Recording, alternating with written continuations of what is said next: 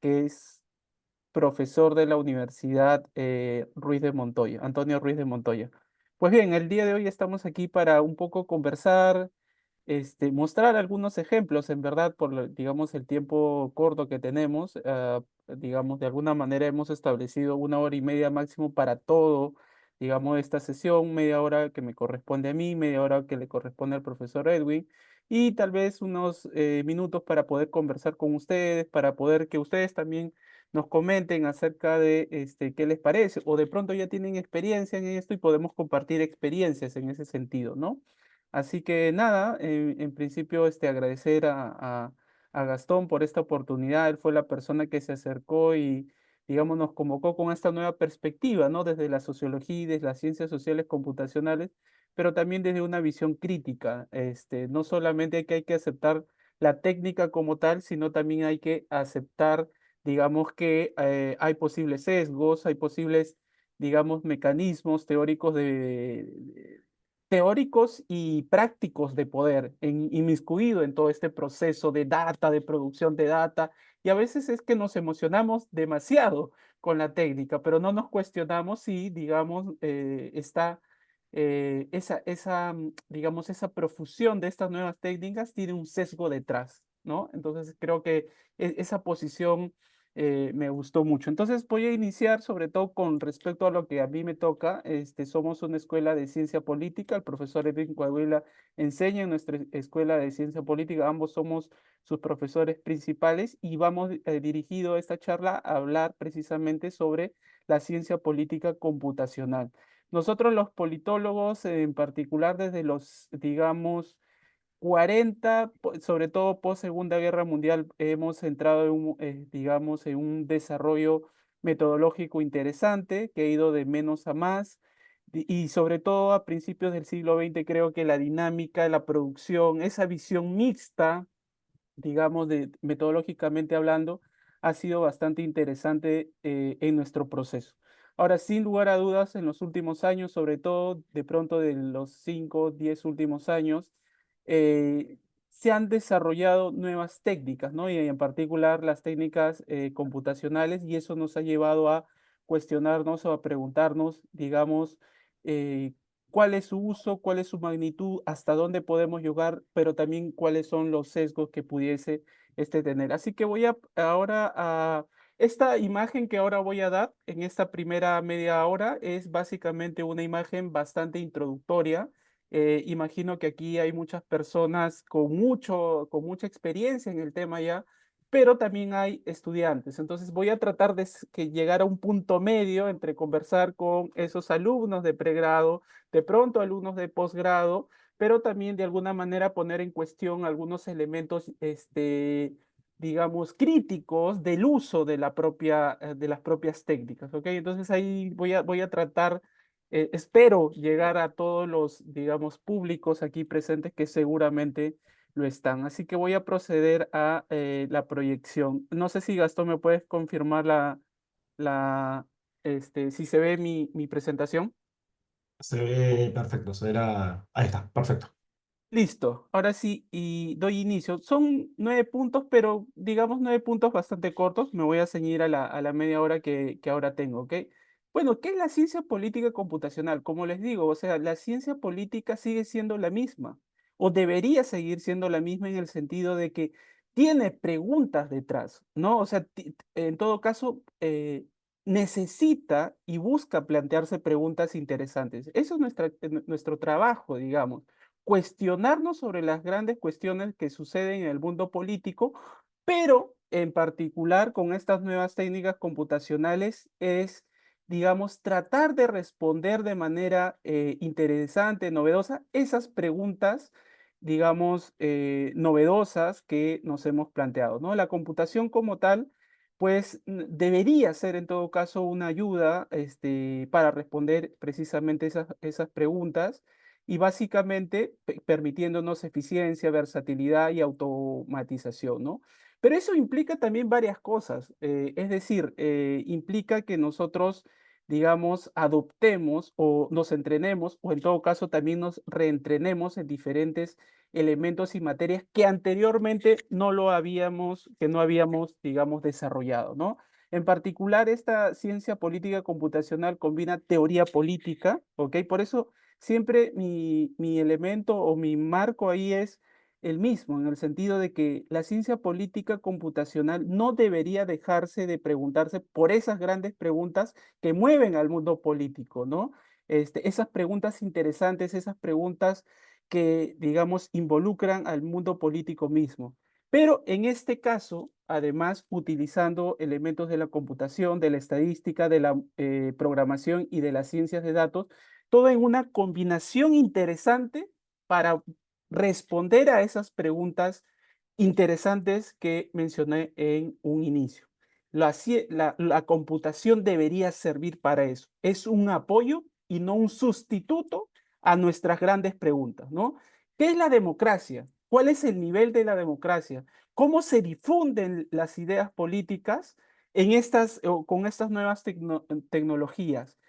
En el discurso político hay muchos elementos muy interesantes que la computación nos puede ayudar a analizar. Esas grandes masas de datos que el Estado peruano, por ejemplo, viene produciendo en términos presupuestales, esa gran masa de datos a nivel electoral, esa gran masa de datos a nivel de datos administrativos producidos por el Estado. Allí hay una gran cantidad de datos que es posible explotar, pero es posible explotar siempre y cuando tengamos o nos planteemos preguntas interesantes. Entonces, el punto de partida mío es que la ciencia política por sí misma debe generar sus preguntas interesantes y deberíamos tener en la ciencia política, en la computación, un apoyo sin lugar a dudas. Por eso yo de alguna manera planteaba este esquema, ¿ok? Toda nuestra vida académica, tanto a nivel de pregrado y tal vez en los ciclos posteriores, es cuestionarnos y plantearnos sobre preguntas de investigaciones interesantes. ¿Ok? Si yo en particular es una posición mía, pero creo que compartido por varios, es que si no tenemos preguntas, reificamos el método, ¿no? Hay gente que se emociona por el solo hecho de entender y de comprender el método y de usar el método. Pero pasamos en ese sentido a una ciencia política de pronto muy metodologista, que el método es lo principal. No, el método no es lo principal. Lo principal son las preguntas interesantes y novedosas que nos pudiésemos, pudiésemos plantear, pero con esta ayuda de la computación y de las ciencias computacionales en general, haciendo más versátil, haciendo más eficiente, haciendo más automático el proceso, nos pueden dar nuevas luces sobre diferentes cosas y también diferentes respuestas a la cual no hubiésemos llegado si no hubiese sido por la computación como tal, ¿no? Entonces, un segundo elemento es también tener en cuenta el elemento de la teoría, ¿no? Gramsci planteó grandes preguntas. Newman también, y Robert Dahl, y muchos teóricos políticos han planteado grandes preguntas. Maquiavelo, Hobbes, nos han planteado, y eso para hablar de los clásicos, y digamos, en una circunstancia más de Latinoamérica también nos hemos planteado grandes preguntas y también se han planteado grandes teorías, ¿no? Entonces, en ese contexto, primero las preguntas interesantes, luego también revisitar las teorías y a partir de eso poder hacernos cuestiones interesantes y luego posteriormente plantearnos el uso de técnicas computacionales, ¿no? Entonces, primero las grandes preguntas, luego digamos, las discusiones metodológicas, que en este caso son muy valiosas desde mi punto de vista y en particular los métodos y las técnicas computacionales como tal. Pero eso también va unado a una cuestión que justo en enero discutía en la Universidad de Sao Paulo, ¿no? Tenemos estos nuevos métodos computacionales. ¿Cómo lo combinamos con los, entre comillas, tradicionales métodos que tiene la ciencia política? La ciencia política ha utilizado el método comparado, el método cualitativo en general, o los otros métodos ya tradicionales cuantitativos, pero digamos, ¿cómo explotamos ambos mundos para precisamente responder esas preguntas? No puede ser una metodología simplemente computacional y una metodología, por otro lado, cualitativa yendo cada uno por su propio rumbo. La cuestión ahí es cómo combinamos ambos mundos para responder a esas preguntas interesantes. Y luego al final es interesante cuando descubrimos o planteamos un conocimiento nuevo, que es, creo yo, que lo que le interesa a la sociología y a la ciencia política, digamos, hoy en día, descubrir nuevas cosas. No está, hoy día justo está una sustentación de una tesis y se reafirmaba mucho ese asunto, ¿no? No estamos aquí para corroborar lo que ya todo el mundo sabe. Estamos para descubrir nuevas cosas y creo que de eso trata la ciencia política y la sociología. Y entonces aquí hay algunos elementos concretos, ¿no? El tema cuando planteamos preguntas irrelevantes, o sea, vamos a generar todo un diseño impresionante desde la computación o con ayuda de la computación para responder preguntas irrelevantes. Esa es una cuestión que deberíamos, digamos, cuestionarnos, ¿no? En ese sentido es lo que ya señalaba hace un momento. El otro elemento a discutir es, y lo he tenido de pronto, lo he observado en algunas actitudes de algunos estudiantes, es el asunto de que, entre comillas, lo que yo llamo machucabotones. ¿Qué es un machucabotones? Es una persona que aplica o desarrolla esto de las técnicas computacionales, pero sin entender la lógica detrás. Y es lo que mucho me gustó de hablar con Gastón. Es una cosa de machucar botones para ellos, ¿no? Pero no sin entender la lógica detrás y los poderes detrás y la dinámica detrás de los datos y de las plataformas que se utilizan para analizar estos datos. ¿Ok? Eso es muy importante. Y el tercer peligro es llegar a conocimiento repetitivo. Bueno, para ir avanzando, sobre la cuestión de la data pues es un elemento muy necesario de conseguir y de producir, ¿no? Entonces nosotros los politólogos estamos muy en contacto con temas electorales, con temas de discusión, de opinión, de discurso, y diferentes datos administrativos también, ¿no? Entonces hay datos que son producidos por los privados, hay que ver y observar cómo es que lo explotamos toda esa data. Segundo, en el caso más politológico, nosotros trabajamos mucho con la data producida por el Estado. ¿Ok? Mucho. Ahora, sin lugar a dudas, esa data o la producción de esa data va a depender de lo que se llama hoy en día la capacidad estatal estadística. De hecho, hay ya muchas publicaciones sobre el tema y una de las grandes, digamos, o muy interesantes cosas es que el Estado pues, puede producir mucha data, pero a veces data desorganizada o data sin calidad, o sí está la data, pero no hay transparencia de esa data. Entonces ahí hay muchos elementos que identificar. Y por último, también hay data que puede ser recolectada por nosotros mismos, ¿no? A través del web scraping y otras técnicas por ahí. Entonces, para utilizar métodos computacionales, uno de los grandes elementos a considerar es la data, de cómo la conseguimos y si ya la conseguimos, si esta tiene la calidad suficiente para poder aplicarse las técnicas computacionales que de alguna manera aquí voy a delinear de manera bastante precisa, sin lugar a dudas, ¿no? Eso es importante de recordar. Bueno, aquí algunos ejemplos de la data que hoy en día manejamos en el caso peruano. Tenemos una página, por ejemplo, que se llama el Infogov. Tiene estadística desde 1931, data electoral y política desde 1931.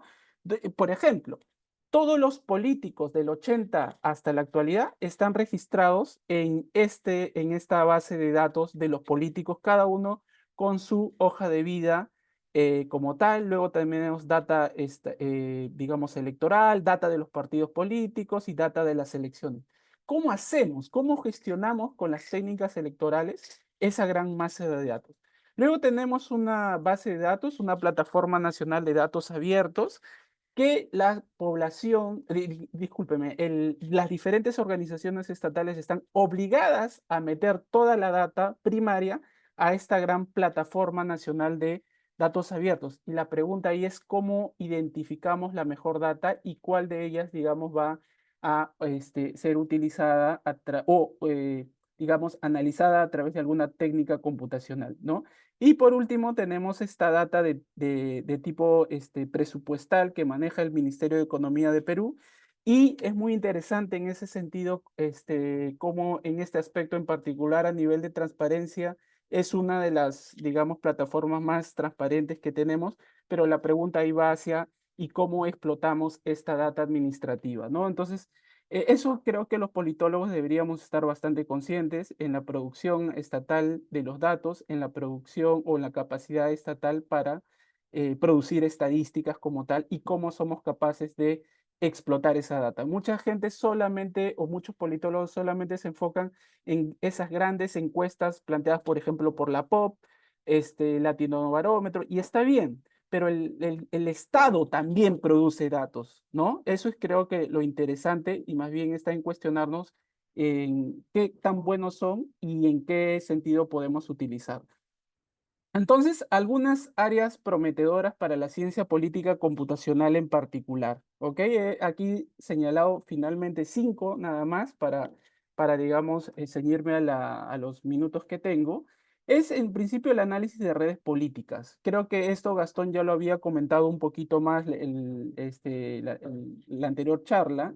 Y entonces aquí tenemos el análisis de redes políticas. Por ejemplo, el Congreso en sí mismo, en el caso peruano tenemos 130 congresistas, ahora van a ser en 2 cámaras y seguramente, digamos, este, va a crecer el número de relaciones e interacciones como tal. Pero ahí la pregunta o que nos pudiésemos hacer trata sobre ese hecho de cómo interactúan, cómo establecen redes, cómo es que, digamos, establecen nodos, puntos en común, interacciones finalmente. Entonces, allí hay varias herramientas de la ciencia política computacional que nos pudiesen ayudar mucho a través de estas herramientas que se tienen, que es el GEFI, el Network y el UCNet, son, digamos, plataformas o herramientas que, ojo, aquí también es muy necesario de recordar que no solamente, y creo que eso es lo que mencionaba hace un momento, es no solamente es, digamos, comprender la herramienta, sino también comprender el propio análisis, ¿no? Que en ese caso, en ese sentido, sería la teoría de las redes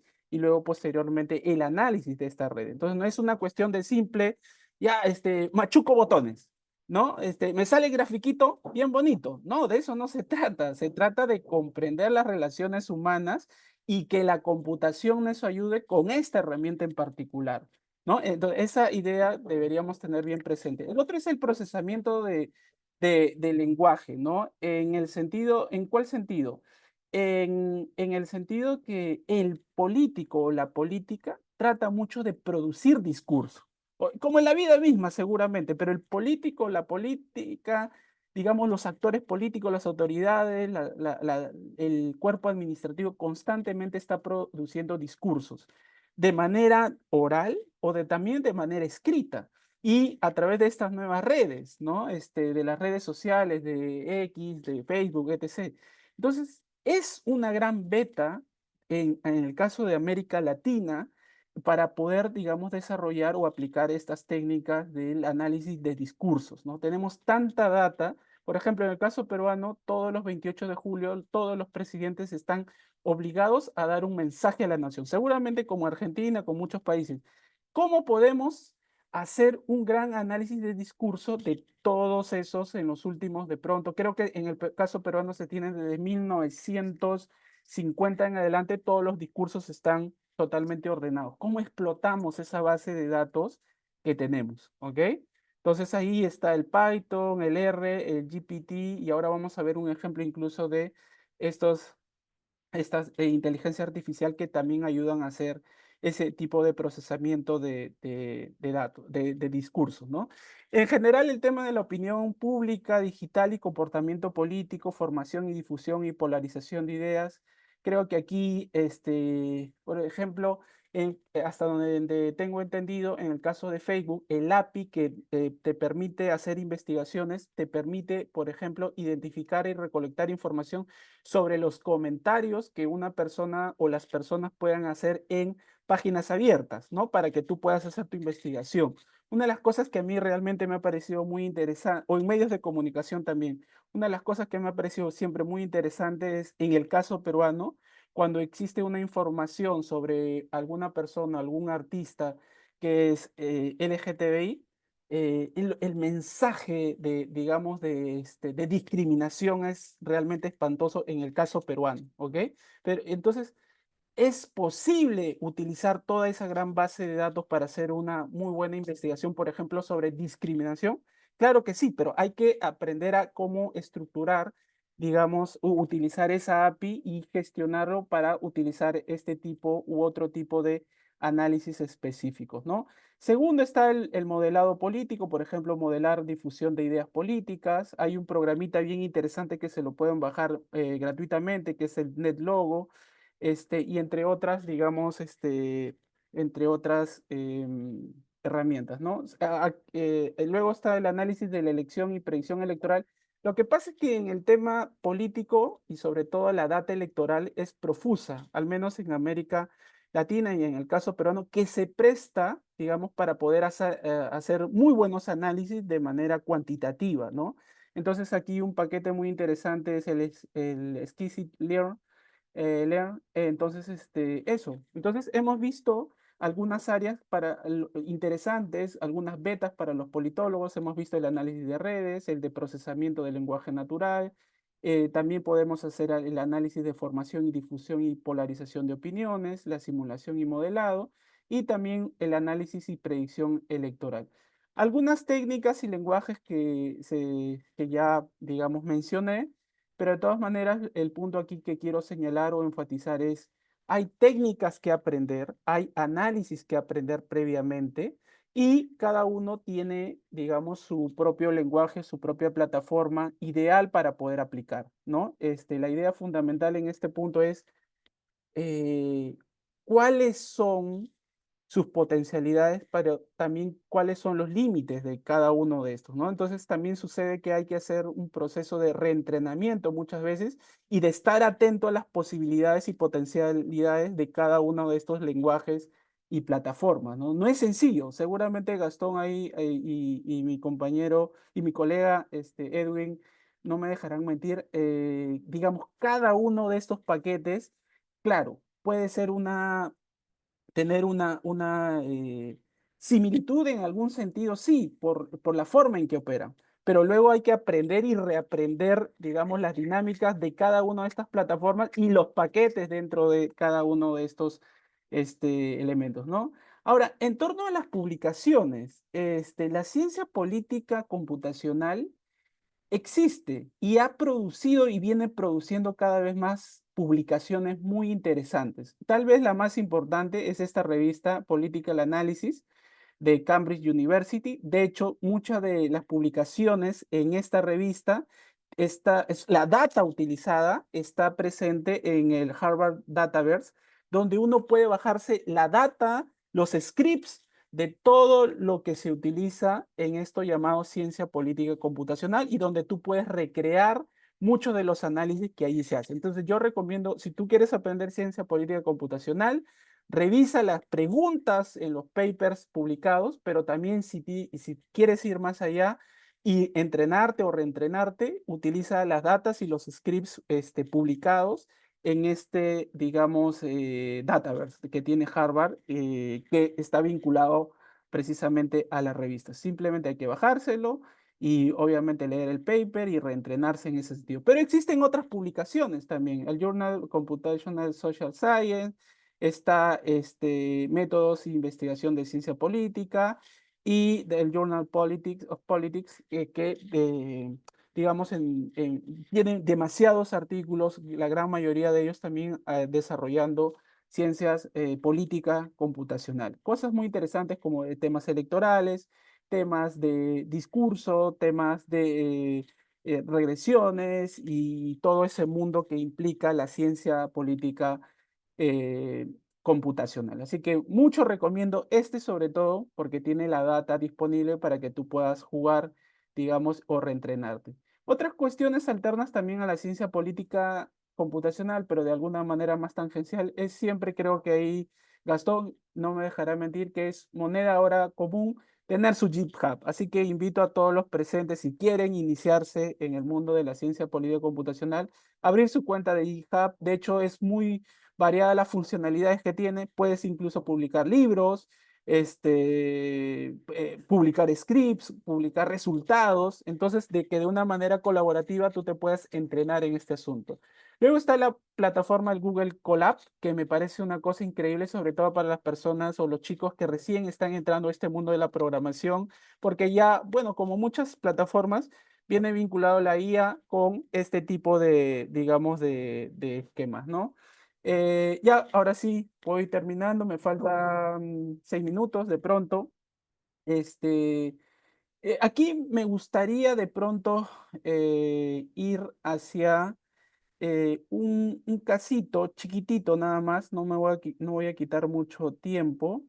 Me da un momento, aquí está. Se ve mi pantalla, ¿cierto?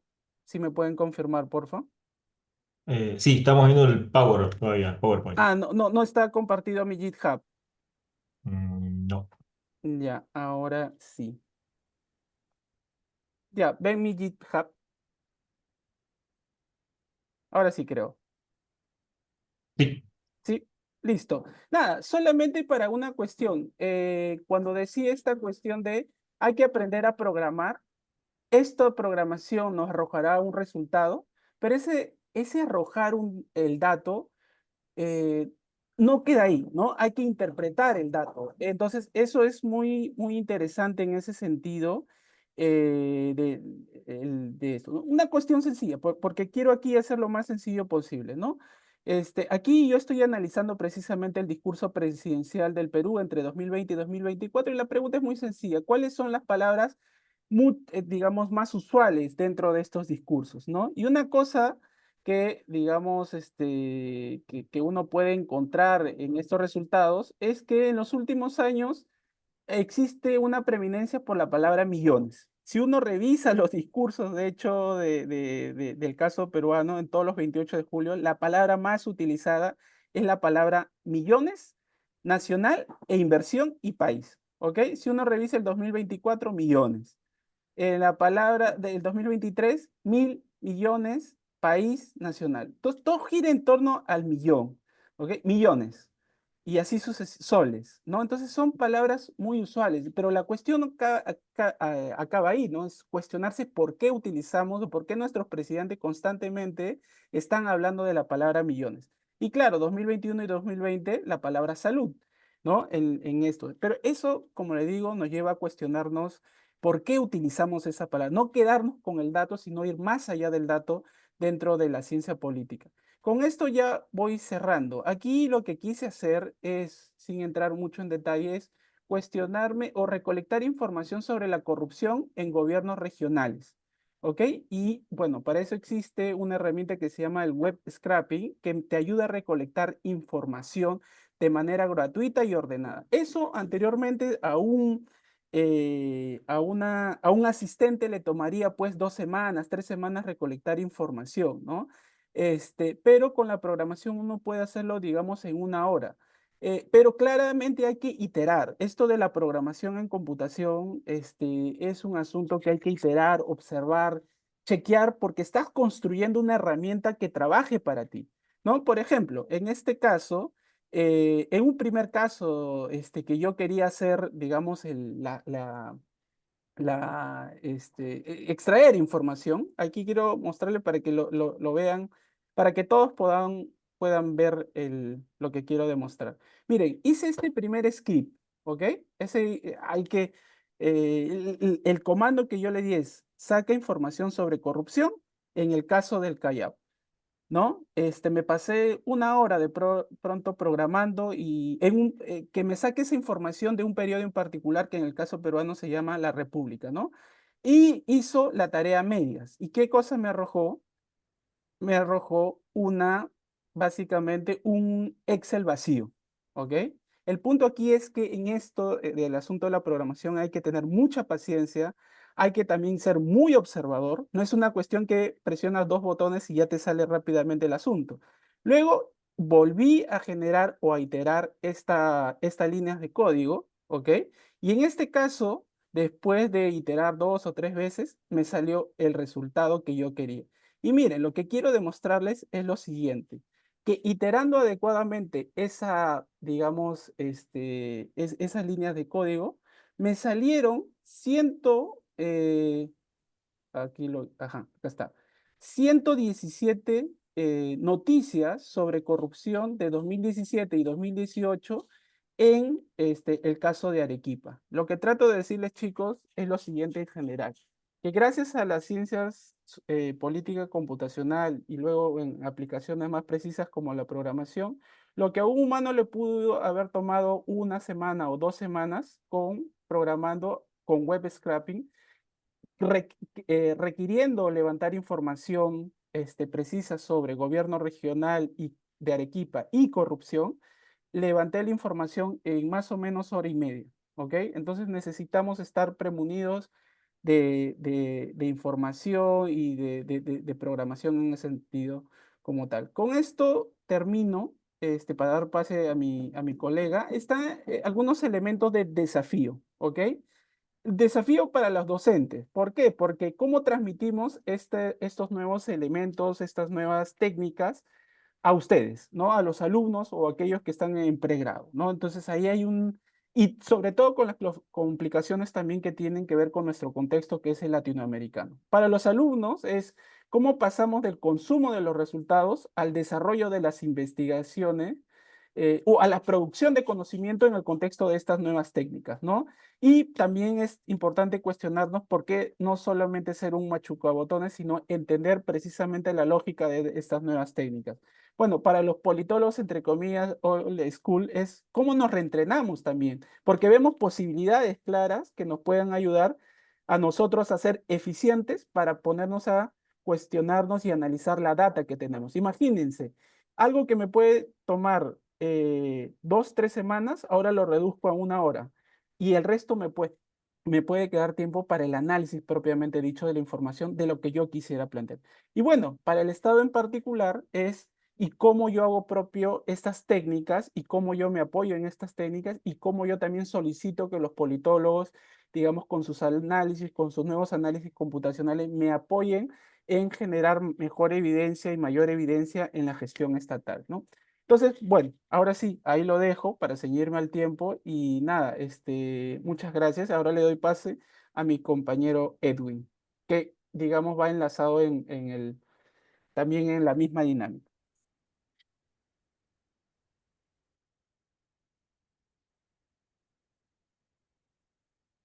eh, guay, Vamos a hacer estas charlas, estos talleres, más charlas que talleres, ¿no? Eh, yo voy a seguir la lógica de Leonidas, pero antes o sea, yo soy sociólogo de formación y yo tengo más de 46 años, y a mí me agarró, por ejemplo, la etapa de cambios, muchos cambios, ¿no? Yo trabajo el tema de estadística, me gusta mucho la parte estadística, el tema de lo tradicional del método cuantitativo, ¿no? Entonces, uno aprende, a veces ha aprendido a que tiene la data, como decía Leonidas, tiene la data y la data la procesas, ¿no? Pero otro te dio la data, ¿no? O tienes las encuestas del Latinobarómetro, la BOP, y con esas trabajas, ¿no? Hacer una data en el Perú cuesta, ¿no? Hacer una muestra representativa cuesta. Por eso es que muchos politólogos a veces, ya menos, ¿no? En Perú y en la Universidad Ruiz de Montoya tenemos cada vez más alumnos que se, se esfuerzan y se meten al método cuantitativo, ¿no? Y había muchas tesis en la parte cualitativa, ¿no? Entonces, eso siempre ha sido un reto, ¿no? Ha sido un reto. Ahora con el tema de la información, digamos, el uso de datos computacionales, entra un gran desafío, ¿no? Cómo trabajar la data, cómo modelarla, qué temas trabajar, es decir, ¿no? Todo lo que tiene que ver con el entorno previo a la data. Data hay. El asunto es cómo, como decía Leonidas, qué problema voy a formalizar, voy a formular y cómo voy a enfrentarme al problema, ¿no? Entonces, ese es el dilema actual, ¿no? Entonces, yo voy a presentarles algunas investigaciones que han sido publicadas sobre temas más que nada de data extraída de redes sociales, por así decirlo, ¿no? Igual sigo trabajando data tradicional, o sea, data que hacemos en encuestas, o uso de data secundaria, que es algo que siempre animo a los estudiantes, ¿no? Usar data secundaria que está, hay que buscar, hay que ver y sobre eso trabajar, ¿no? Te ahorra mucho tiempo, mucho esfuerzo también, ¿no? Entonces voy a compartir mi pantalla y con eso vamos a trabajar sobre, voy a presentarles algunas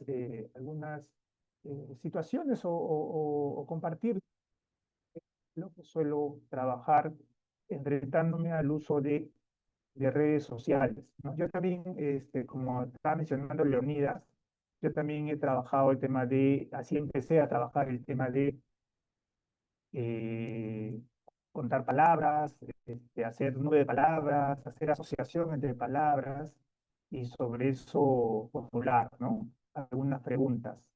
Y está un poco lento en mi computadora desde hace una semana, no sé qué ha pasado con el Getty, que está lento, lo voy a cerrar después.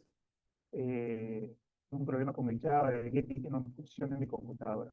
No sé si ven mi pantalla, si se Sí, ve mi pantalla. ¿Sí? sí se ve. Entonces, voy a comentarles esta investigación. Es una investigación que estamos desarrollando de manera longitudinal y ya les contaré cómo es que de repente puede truncarse esto, porque depende mucho de los candidatos, ¿no? Esto empezó, por ejemplo, un estudio con otros profesores de comunicación, porque yo soy sociólogo y hago unos temas de comunicación política. El profesor Sandro Macasi ganó un proyecto y me incluyó y con eso hemos trabajado data, igual, enfrentándonos a los posibles problemas que había de recolección, cómo extraer, qué usar, qué no usar, si programamos, no programamos, usar aplicativos, que ahora hay bastantes, sobre ese tema. Entonces, esta es una investigación que es sobre framing y debates electorales, ¿sí? Entonces, la idea que está detrás es si es que los debates electorales tienen importancia para los candidatos, ¿no? Para los candidatos. Entonces, desde la teoría del framing, digamos, ¿no? Inicial, que mencionaba Goffman, Modigliani, la idea es que efectivamente los medios o la persona, básicamente empezaron con los medios, ¿no?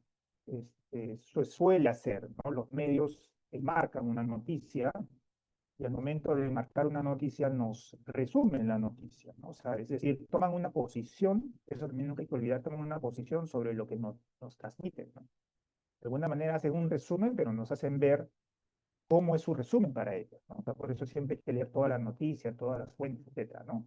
Entonces, bajo esta teoría del framing, el marcamiento, se enmarca esta investigación que es observar qué tanto los candidatos están pendientes del debate electoral y si el debate tiene una redundancia en el cambio de su posición o su forma de postear una publicación en Facebook y en Twitter. Esto ha empezado en 2016, digamos, ¿no? Se publicó una investigación en 2016, después se comparó 2016 con 2021, se publicó otra investigación, y ahora esperamos que en 2026, cuando hayan elecciones en Perú, por lo menos algunos candidatos que se presentaron en el 2020, el 2021 vuelvan a postular, porque eso nos daría que pueda ser comparada la investigación. Entonces, y si Keiko Fujimori se presenta, aunque ha dicho varias veces que no, pero siempre cambia de posición, tendríamos 2016, 2021 y 2026, digamos, ¿no? Entonces eso sería interesante observar. En este caso es una investigación sencilla, básica, por así decirlo, pero a través del uso de redes sociales sobre el tema de qué se publica o qué publican los candidatos en periodos con el corte del debate, ¿no? Entonces tenemos aquí el tema del marcamiento, la teoría del framing, tenemos la lógica que está detrás se ha operacionalizado, es decir, está toda la información presente, yo le puedo compartir pues el link, eh, digamos, de los frames posicionales, los frames temáticos y los frames estratégicos, ¿no? Entonces, la idea es diferenciar esos tres tipos de framing y ver si es que los candidatos efectivamente hacen uso de, ¿no? Hacen uso de. El posicional es el clásico framing que antes se llamaba juego, o algunos autores lo llaman juego, pero utilizando la posición de muchos teóricos y también de profesor Carlos Muñiz de México, hace la diferencia entre posicional y estratégico, ¿no? Entonces, el posicional básicamente es el tema clásico de la carrera de caballos, no sé quién va ganando, entonces siempre yo digo que voy ganando, cuánto le saco ventaja, es decir, ¿no? El frame estratégico básicamente es observar las cualidades de los candidatos, las categorías que se dan a partir de él, y el temático es básicamente si es que el candidato en sus publicaciones menciona algo sobre, sobre alguna propuesta, alguna justificación de la propuesta, etcétera, ¿no? Ligado al tema de sus plan de gobierno, ¿no? Entonces, esa es la idea que está presente. Voy avanzando para que no sea mucho. Entonces, los debates electorales, digamos, tomando la posición de una autora peruana, Kanashiro, el debate electoral es bien curioso en el Perú porque antes no estaba normado el debate electoral, ¿no? O sea, era, dependía de quién lo organice, o sea, quién tomaba la posta o quién se adelantaba, ¿no? Normalmente era una universidad que tenía infraestructura y decía, yo hago el debate, y entonces juntaba a organismos de la sociedad civil y a veces incluía el Jurado Nacional de Elecciones, etcétera. Entonces, así, eso ha pasado en las elecciones anteriores. Ya en la última, ya como que el jurado ha tomado su batuta y ha dicho, no, yo organizo el debate. Yo organizo el debate y yo tengo, hay una moderación, un tiempo, etcétera. Yo pongo las reglas, ¿no? El tema del debate es curioso porque si se presentan pocos candidatos es fructífero porque puedes escuchar sus posiciones, pero en el Perú últimamente ha habido muchos candidatos, ¿no? Entonces, la teoría política, esta lógica de los personalismos hace que hace muchos candidatos. Hay no sé cuántos, Leonidas debe saber exactamente la cantidad de listas que están presentes, no son más de 30, O- ¿no? Más creo, ¿no? 42 ahora. De 42. Entonces, imagínate organizar un debate de 42. La última vez fue 3 veces, o sea, 3 sesiones. O sea, ya era ilógico, ¿no? Entonces, ahí estaban las hipótesis, es que en este caso se compara lo que publican Verónica Mendoza, que es de una posición política de izquierda, y Keiko Fujimori, que es una posición política de derecha, si es que los debates electorales o sus posiciones del framing cambian, ¿no? Y si es que se puede comparar 2016 con 2021, si había una comparación, ¿no? Esa es la idea, ¿no? Entonces, es una idea sencilla, básica, sobre lo que publican, pero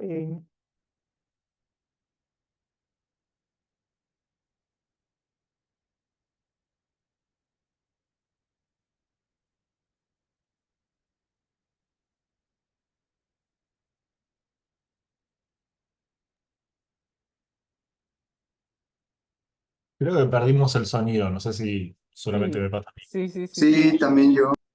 sí, justo en los resultados. ya, decía que los cortes del debate.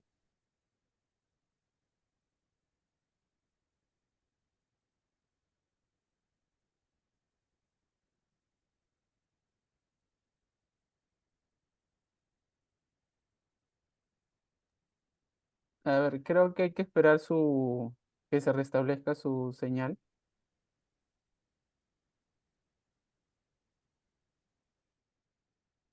Aló, Edwin. ¿Ahora me escuchan? No. No. Sí, ahora sí. Si te puedes cambiar de banda, sería ideal si tuvieses otra banda. Ya voy a usar unos audífonos mejor. A ver, entonces, como les comentaba, eh, hay días previos y posteriores al debate y sobre eso se trabaja, ¿no? Igual el 2016 y el 2021, ¿no? Entonces, eso es, para comparar, serán los mismos días posteriores y anteriores al debate, ¿no? Para ver si es que hay algún cambio. No se contabiliza en el debate y no se contabiliza el día de la votación para que no caigan en algún sesgo, ¿sí? Y después ya viene el tema eh,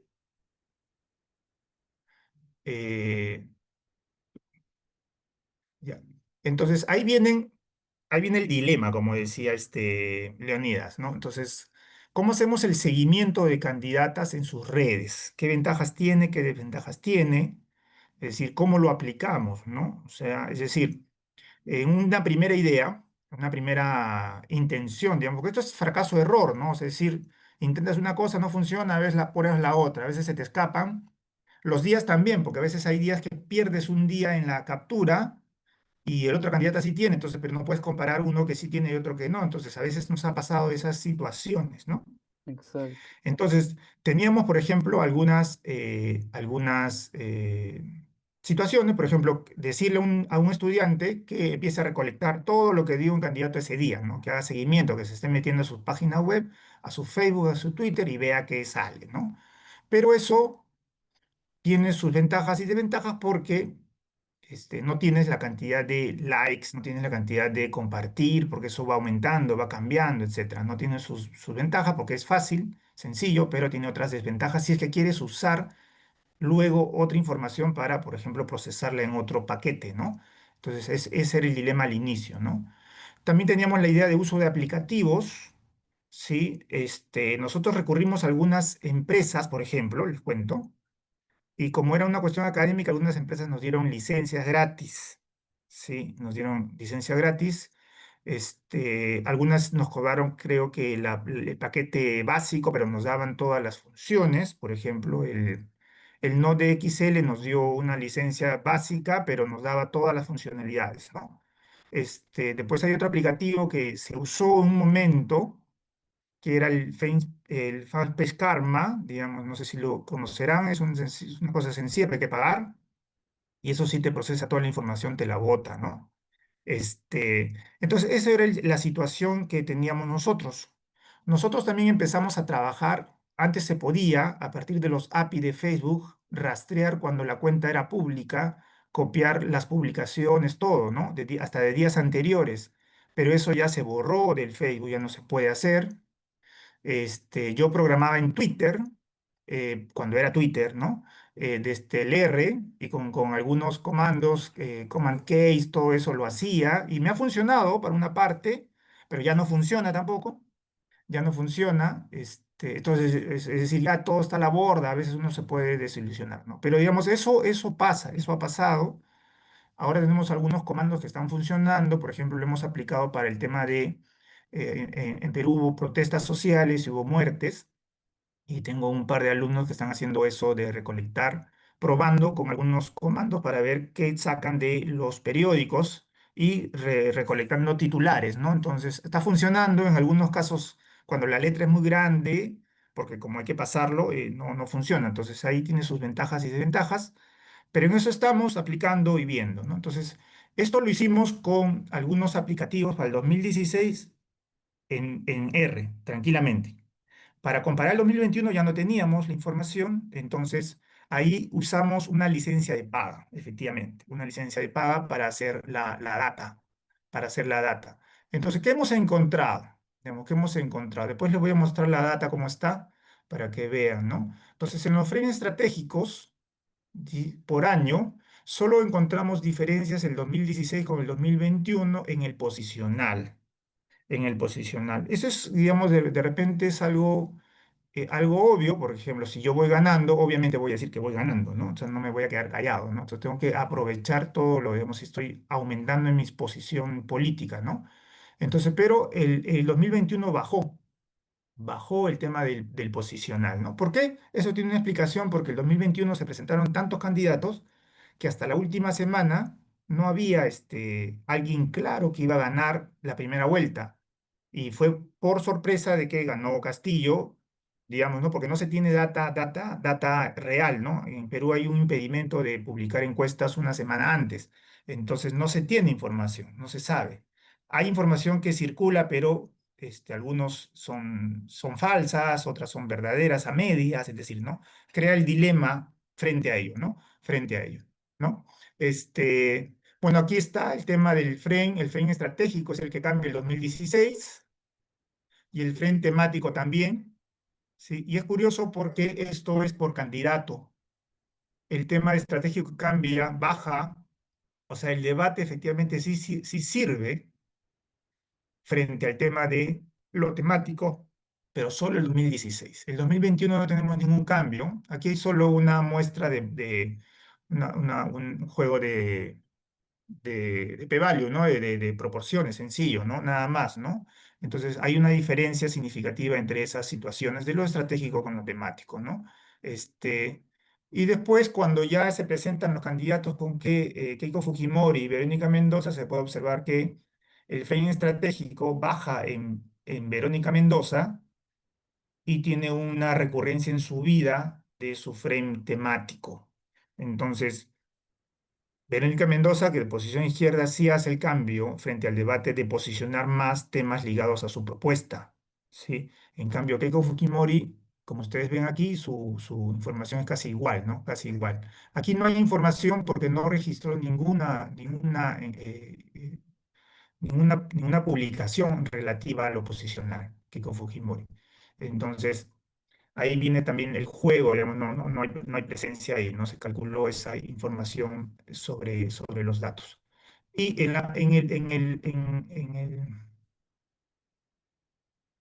frente al, perdón, frente al, la red social que juega un poco es el Facebook de Verónica Mendoza, ¿no? Ahí vemos ahí el cambio que se podría observar, solo allí, ¿sí? Esto también marca una situación. Digamos, ya Facebook y Twitter ya, como dicen los chiquillos, ya fueron, pues, no sé, ya no usan tanto, ¿no?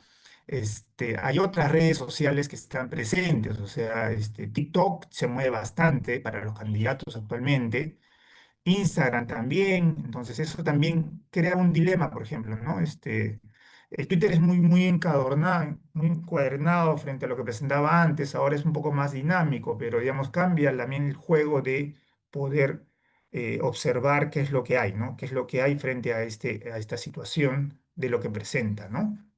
De lo que presenta. Entonces, esto es, digamos, lo que nosotros trabajamos. ¿Cómo hemos trabajado la data? Que tal vez lo que le puede interesar, ¿no? Entonces hemos usado algunos comandos en R, en 2016 básicamente, y después ya al poder capturar la información en R, esa le hemos pasado y hemos construido una data en Excel y después le hemos pasado el Excel. En algunos casos, algunos alumnos que nos ayudaron así lo trabajaron en SPSS, otros en el mismo R, ahí mismo, ¿no? Entonces, así se trabajó esta información para observar. Esta es una publicación que ya se publicó, ¿no? Sobre el tema del debate y juego. Este es un tema, uno podría decir, en contrapartida a la teoría del frame, que decía, sí, me puso un observador en la última revisión que se publicó el año pasado, esto de comparado 2019-2021, me decía, ¿no? Bueno, decía, ¿no? Típico del estudio del estudio del frame, ¿no? No sé qué puede aportar. Metodológicamente está bien, pero bueno, ya, o sea, una cosa así, ¿no? Entonces, es decir, la teoría del frame no es una teoría grande, digamos, ¿no? Por así decirlo, pero es una teoría que es dentro de la comunicación política, es una teoría nueva, se puede trabajar y, digamos, puede aportar el tema de la discusión, ¿no? Que es lo que, digamos, está presente para nosotros, ¿no? Entonces, esto es lo que, digamos, yo he trabajado ahora. Y quería presentarles otro, vamos a ver si puede cargar, que tiene que ver con una ponencia que presenté en el Way por último, que tiene que ver con el tema de la Asamblea Constituyente, ¿no? Que es un tema presente en el Perú y es un dilema que se presentaba sobre ¿dónde está esto? Acá está. El tema de qué tan cierto es que los candidatos hablan de la Asamblea Constituyente en sus publicaciones de Facebook, ¿no? Entonces, lo que está aquí detrás es que no hay posiciones bien formales sobre la Asamblea Constituyente. Algunos candidatos sí, otros candidatos no, ¿no? Entonces, por ejemplo, acá, algunos candidatos muestran el tema abiertamente de que van a cambiar la constitución, otros que dicen que no. Muchos, como sucede a veces en la vida, no te dicen si sí ni no en su plan de gobierno, ¿no? Entonces eso juegan con eso, ¿no? Algunos candidatos de tendencia derecha decían que no, pero cuando se le preguntaba, que tiene que ver con la comunicación política, te decían, veremos, digamos, ¿no? Veremos si es oportuno. Entonces jugaba mucho con esa situación, ¿no? Entonces, lo que quiero mostrarles aquí para no pasarme el tiempo también es que los partidos de los 18 partidos que había en el Perú, algunos efectivamente mostraban una posición clara y otros que no, ¿no? Perú Libre, que fue el candidato que ganó en las elecciones de 2021, sí decía que iba a cambiar totalmente, ¿no? En cambio, Keiko Fujimori, porque bueno, su padre fue el que estuvo en la constitución anterior, decía tajantemente que no. Johnny Lescano, digamos, de Acción Popular, sí decía que se iba a cambiar, ¿no? Pero, ¿qué decían ellos en sus publicaciones, ¿no? Es lo que tal vez nos interese a nosotros, ¿no? Voy a adelantar un poco. Esto se hizo a través del análisis de contenido, que, digamos, la idea del análisis de contenido, como ustedes conocerán, básicamente es a partir del texto qué nos dice lo subyacente del texto, ¿no? Entonces, ¿qué está expresando eso que hablan, ¿no? Que nos dice cuando dicen que van a aceptar o no van a aceptar, ¿no? Entonces, la idea que está acá, la hipótesis es que eh, ¿por qué no cala, lo que se quería investigar es por qué no cala tanto el tema de la Asamblea Constituyente en las publicaciones que utilizan los candidatos, ¿no? Entonces ahí había el juego, cuando se recolectó la data, es que algunos candidatos pueden mencionar tajantemente, voy a cambiar, voy a quitar la Asamblea, voy a quitar, por ejemplo, la Constitución, haré Asamblea Constituyente, pero no daban una justificación, no se mencionaba una justificación. Por más que el Twitter lo facilitaría, o el Facebook, ¿no? Pero no mencionaban nada, ¿no? Entonces, en este caso hay una data, acá se recolectó desde el 20 de diciembre, que es cuando ya uno cierra la campaña electoral, porque, perdón, cierra no, sino que el Jurado Nacional es la fecha límite para presentar los candidatos en el Perú, en esa época, y hasta que fue la elección. Entonces, hay como 6.000 publicaciones, como ustedes ven, ¿no? 6.000 publicaciones de todos los candidatos. Algunos candidatos obviamente no publican nada, ¿no? O publican cosas repetidas, o publican, perdón, comparten cosas de otros, de repente de sus candidatos a legislativo, ¿no? Al Congreso. Pero miren, solo las publicaciones sobre Constitución son 56 en todo ese periodo. Entonces es casi nada, ¿no? Es casi nada. Nosotros esperamos encontrar bastante, porque era un tema recurrente en el tema de la campaña electoral, pero se encontró casi nada, ¿no? Y los tweets también, ¿no? Los tweets también es esa lógica, ¿no? Entonces es muy poco lo que se transmite, ¿no? Más que nada, el Twitter y Facebook, digamos que es otra conclusión que sale siempre, es como más se usa en el Perú, es para remarcar qué estoy haciendo, ¿no? ¿Qué hago? ¿Qué hice? Pero no tanto de decir mis cualidades o que yo estuve en la gestión, ¿no? Sino que, no sé, pues fui a tal sitio y feliz de estar en tal sitio, ¿no? Entonces no se aprovecha el énfasis que pueda tener la lógica de la presentación, ¿no? Entonces ahí están, de esos se agruparon los dos y más que nada hay a favor del cambio y en parte solo hay 17%, ¿no? Entonces, aquí más que nada de contabilizar, lo que quiero ofrecerles es ver la justificación, es poca justificación que hay, pero se hizo también aquí, se corrió, son 82 casos, entonces al final se corrió un comando, pero también lo podías hacer leyendo todos, ¿no? Entonces no era tanto el juego, ¿no? Entonces aquí está la idea de por qué estás a favor, ¿no? Entonces, la explicación es que mucho de los que están a favor del cambio de la Constitución se enmarcan mucho en lo procedimental. Y eso no se traduce bien, digamos, cuando uno expresa algo, ¿no? Lo procedimental quiere decir, ¿por qué? Porque la Constitución del 2000, en la época de Fujimori, 93, fue hecha en un periodo de golpe de Estado, ya se invalida. Pero eso no se traduce, pues, en algo del día a día a los votantes, ¿no? Entonces, esa, digamos, fue la temática que utilizaron, ¿no? O se remarcaba de que ahora la Constitución será abierta para van a participar, ¿no? Pero eso es un futuro, no es cómo vas a todavía cambiar la Constitución en sí, ¿no? En cambio, los que están en contra son mucho más tajantes, ¿no? Entonces, el cambio, ¿qué va a concluir el cambio? El cambio va a implicar volver a una historia anterior, que no queremos revivirla, el tema del gobierno aprista, donde hubo bastante inflación, sobreprecios, etcétera, pobreza, entonces no quiero vivir eso.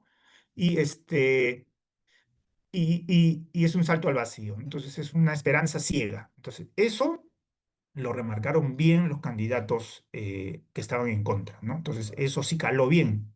Entonces eso, digamos, se puede dar fe, digamos, en estas publicaciones, ¿no? Entonces, eso, digamos, es algo que quería presentarles, el uso, y remarcar algunas ventajas y desventajas. Digamos, aquí en Perú, a veces es costumbre, por ejemplo, en Twitter pasa, ¿no? Por ejemplo, Rosa María Palacios, que es una periodista peruana, creo que tiene la mayor cantidad de seguidores en el Perú, y ella a veces hace juegos por ejemplo, de encuestas, ¿no? Entonces, votan, pues, y digo, voy a abrir por quién gana las elecciones o qué piensan sobre tal. Y tiene 100.000, pues, personas que votan o dicen algo, ¿no? Y sus nodos son muy interesantes en el GEPI, ¿no? Pero ahí viene la discusión, ¿no? Porque vienen los metodólogos cuantitativos tradicionales, dicen, eso no es estadísticamente significativo, ¿no? Porque no tienes una muestra, una población, quiénes están, la cantidad no te dice nada, y ahí siempre viene la discusión, más allá de lo que se transmite, por más que sea la persona que tiene Twitter, puede tener un sesgo, es decir, unas características particulares, pero no se aprovecha la información. Entonces, marcando tus limitaciones o tus alcances, digamos, se puede aprovechar la información. Entonces, eso a veces hay una situación marcada con la información que se transmite. Yo quisiera terminar diciéndoles que hay información, se puede trabajar, pero hay que ver cómo formulamos preguntas, ¿no? Formulamos preguntas. Hay comandos, ¿no? Los alumnos, por ejemplo, yo a veces cuando enseño estadística, no sé, pues hago la correlación y les pongo un gráfico y al día siguiente algunos alumnos traen gráficos bien bacanes, ¿no? Con colores, cambios, con las intensidades y todo lo demás. O sea, hay que meterse, ¿no? Hay que meterse a buscar, hay que meterse a ver qué puede suceder, ¿no? Con esta información de la data, ¿no? Eso. Tal vez el proceso que más trabajo nos cuesta a nosotros en la parte de cuando recolectamos la data es tener que codificar. Es decir, utilizamos el mismo proceso antiguo, entre comillas, ¿no? Tenemos como que las información y hay que pasar a codificar. Hacemos una codificación. Hemos hecho también una codificación, eso usamos porque en otra universidad tenemos una licencia del SPSS Text Analytic, no sé si lo conocerán, no sé si seguirá usándose, pero entonces metíamos el Text Analytic y nos hacía códigos ya. Entonces podrían hacer códigos, ¿no? Entonces, lo hemos aplicado también, ha funcionado. En este caso, como teníamos poca información, un par de estudiantes lo hicieron, ¿no? Doble codificación para ver si es que había la misma información que se codificaba, ¿no? Eso podría yo mencionarles, algún comentario, escuchamos sus inquietudes. Listo. Muchas gracias al profesor Edwin Coahuila por haber expuesto estos dos trabajos que él mismo está desarrollando. Ha presentado los resultados, y lo más importante, él ha comentado, digamos, algunos puntos interesantes donde ha entrado de lleno la computación. Pero sin lugar a dudas, él inicia con un diseño, una pregunta interesante que él ha planteado, ¿no? Entonces vuelvo a repetir lo mismo que decía, o para identificar algunos elementos de su exposición, ¿no? Lo primero es, hay que plantear una pregunta interesante, luego hay que saber, digamos, plantear el análisis propiamente dicho, y ahí viene el segundo punto, ¿no? Es una cuestión también de iteración, ¿no? Él hablaba de los comandos y demás, y hay algunas cosas que te salen al inicio, y hay otras cosas que tienes que iterar. Hay algunas posibilidades que se abren, por ejemplo, con el Facebook API, pero luego ya después de un tiempo deja de ser accesible o ya no tienes acceso a ese tipo de, digamos, de técnica al momento de aplicar. Entonces es como eso, lo que hablaba el profesor Coahuila, es meterse al tema, iterar bastante. Hay cuestiones que para un tipo de información te va a servir y hay algunas para que no te va a servir, pero para eso hay que dominar el asunto de la programación en la computación, ¿no? No sé si hubiese algún comentario, alguna consulta para cualquiera de nosotros dos. La idea es un poco también que podamos discutir y de pronto vayan a salir más cuestiones. Si tienen alguna otra experiencia, si conocen un paper, una investigación, estamos más que encantados de escucharlo. Disculpen, colegas, si les parece, voy a parar la grabación, así ya este momento de intercambio queda como para nosotros. Así. Bacán, bacán. Listo, para que